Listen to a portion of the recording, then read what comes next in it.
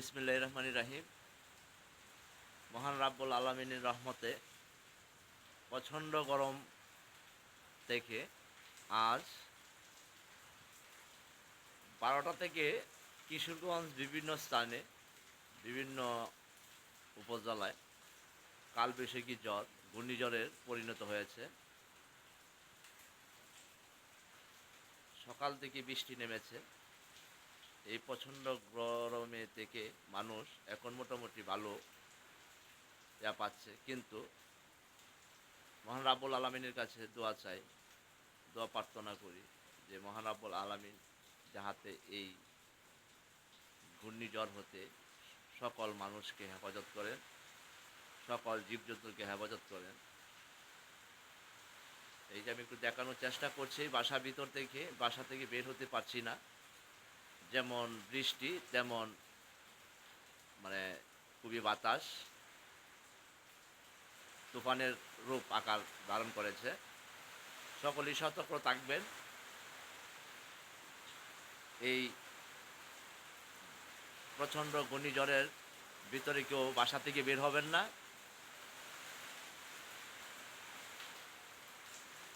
দেখানোর চেষ্টা করছি, দেখেন তেমে তেমে বৃষ্টি, তেমে তেমে বাতাস, খুব প্রচণ্ড বাতাস।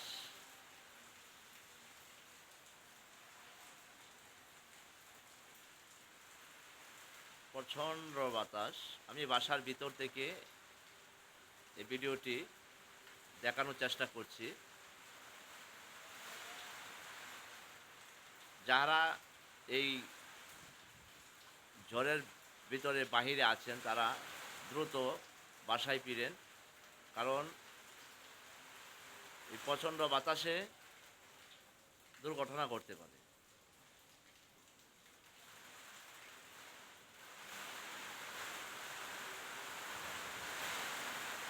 দেখেন কালবৈশাখী ঝড়ের কী অবস্থা পরিণত। এই পুরোটা দেখাতে পাচ্ছি না, বাতাস বৃষ্টির জন্য বের হতে পারছি না বাসার ভিতর থেকে।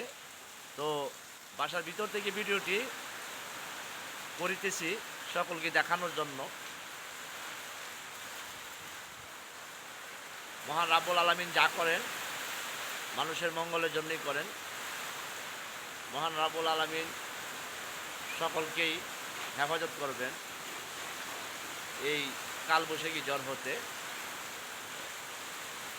এই প্রচণ্ড বাতাস মানে ঘূর্ণিঝড়ের রূপ আকার ধারণ করেছে।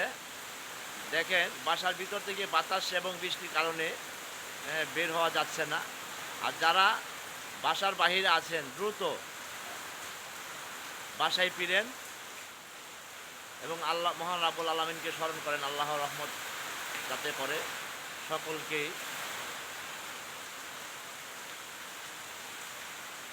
দেখেন কালবৈশাখী ঝড়ের কি অবস্থা পরিণত।